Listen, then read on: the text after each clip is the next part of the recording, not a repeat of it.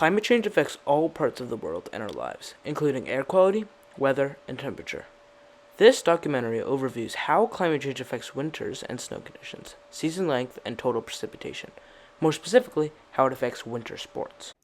The issue that I'm addressing in this film is how climate change affects winter sports and their future.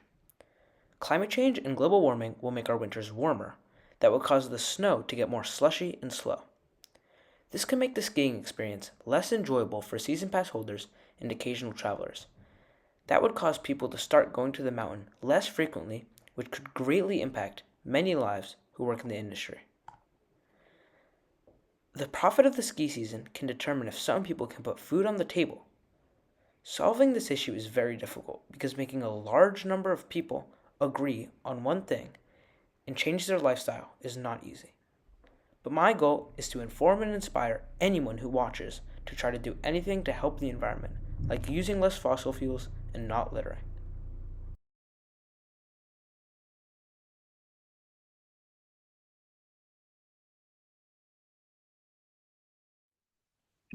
Yeah, climate change has reduced the length of our winters because as the months throughout the year warm, we're getting months that are less and less favorable for snow development and more that are favorable for rain. And so the sh season's becoming shorter.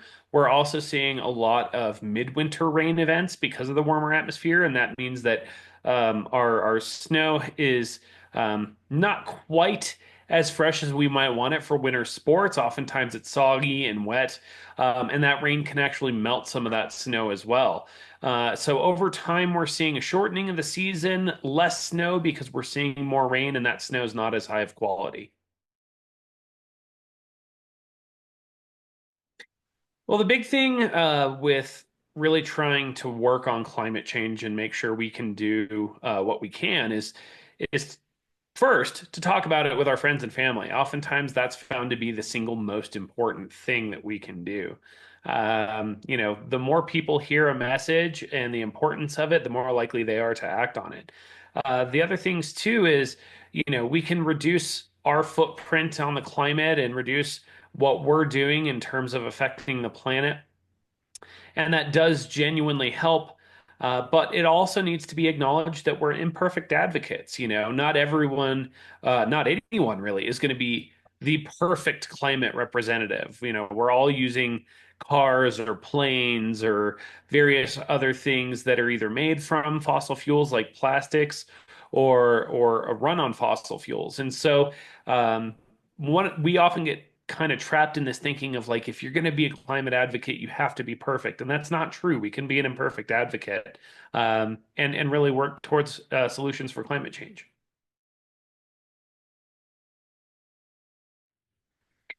Well, we're already seeing the impact of climate change on winter sports. We're seeing places in Europe where they've had to push around glaciers to make adequate ski courses. We've seen entire events get canceled because there hasn't been enough snow. That happened up in Minnesota last year. So we're already seeing those effects. Further effects are as we start to shift more towards rain here in the Sierra Nevada and in various other places in the world, we're going to start to see a reduction in the amount of money coming into local economies and tourism businesses because of that change to our snowpack. And so we're going to continue to see these impacts, and they're only going to become more severe as time goes on.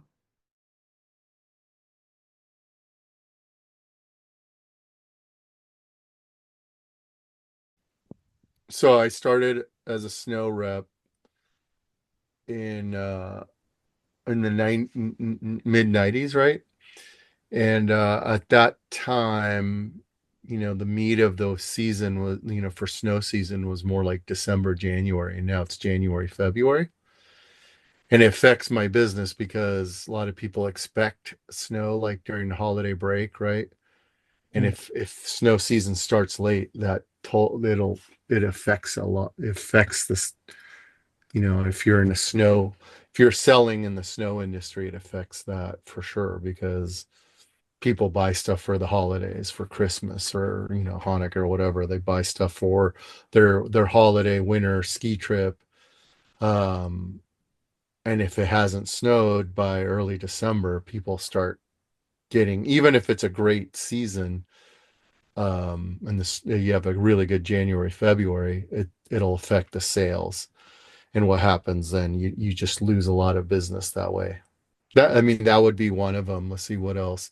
And then you ask for the future. I mean, yeah, if that trend continues, it's going to hurt because, you just that's such a key part. And people have not been retrained to like think of January, February as like the snow season, right? And as you know, like probably studying global, global temperatures is that a lot of people say, oh, 1 or 2 degrees, what does it matter? But it matters if it's the difference between 30 degrees at the base or 32 degrees. It's like a whole different thing. It matters between rain and snow. So I think if the trend continues that less people can ski or there's less snow, it's going to be more of a travel thing, where people are going to go to Wyoming. And by the way, they had really bad snow year there, but they're going to be heading north, and maybe skiing and snowboarding in Southern California, let's say, will be more of a every couple years kind of thing, and it'll be a treat. And so participation will be down, so it'll be interesting. I don't know what's going to happen. We've been lucky the last, I mean, since you've been born, but it's been really more extreme too, where we'll have big snow years or big storms and then nothing. That's the other part of it too. And some of the storms were really, yeah, we'll have these winters or these storms where it snows like 10 feet and then nothing. So a lot of that too, more extreme weather. It seems like a lot of the more extreme storms. I don't know how it's going to affect me, but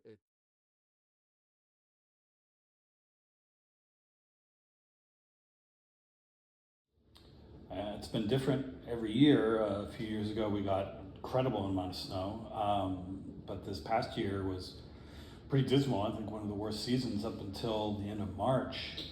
Um, and it's been warmer. It's the days are generally warmer. They do seem to be drier. So I would say, in general, compared to what I was seeing at least 10 years ago or 15 years ago, I think there's been continuously less snowfall.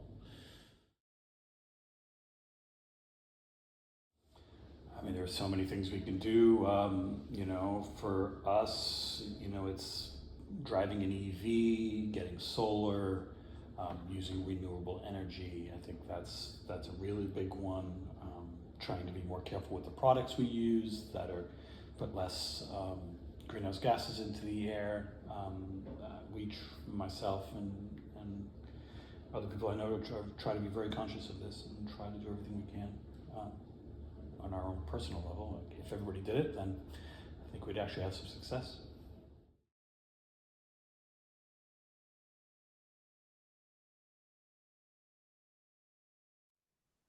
Sure.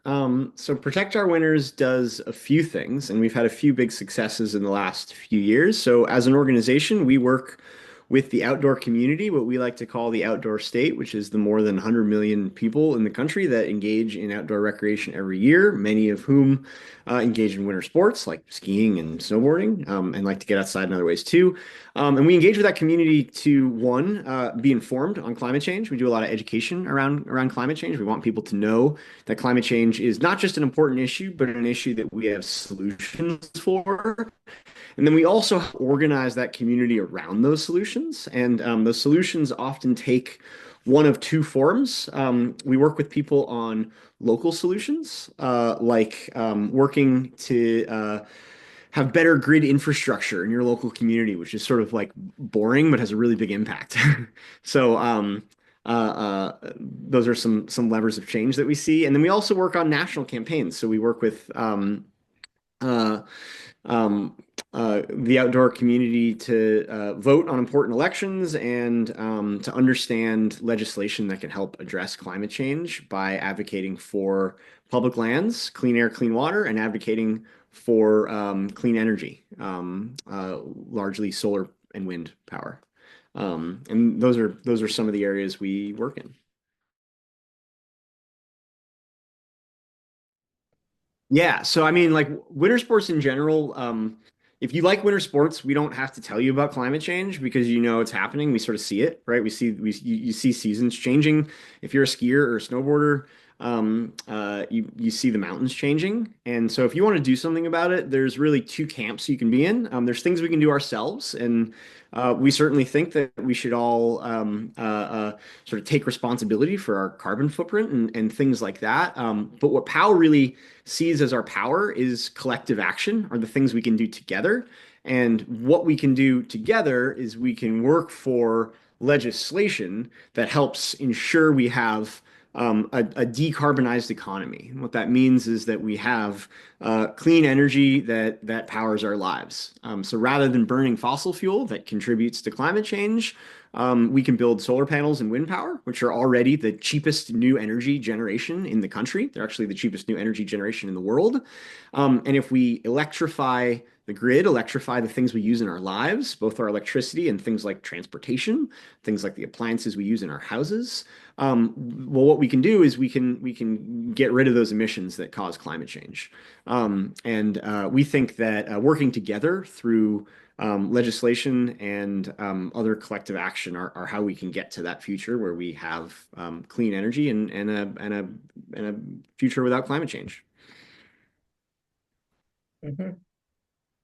Yeah, and but how could someone individually do something? Like, if they could, for example, ride a bike to work or do something, but more Sure. specifically on protecting our Yeah. environment. So, what are some specific individual actions you can take? So again, when we think about collective action, the biggest thing you can do is vote. And I know you're too young to vote, but you won't be too young to vote in a few years. And that, again, that may sound unexciting, but voting makes a huge difference, right? So I think that's a huge thing we can all do. And there's lots of ways young people can advocate in local communities before you're old enough to vote.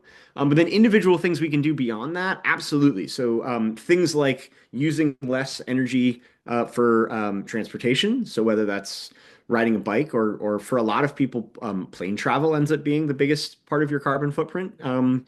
So if you can drive instead of fly, or you can bike instead of drive, that cuts down our carbon footprint.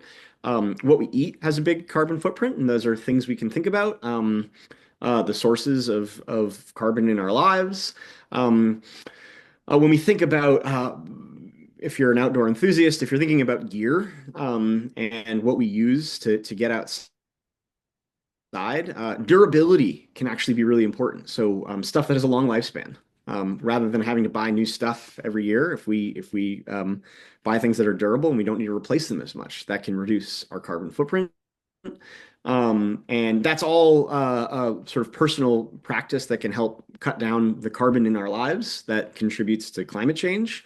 And that can also help us sort of understand the carbon cycle again in a way where when we come together on things like legislation, we can make those changes at a social level. So if we think about food and transportation, there's things we can do by ourselves in our daily lives.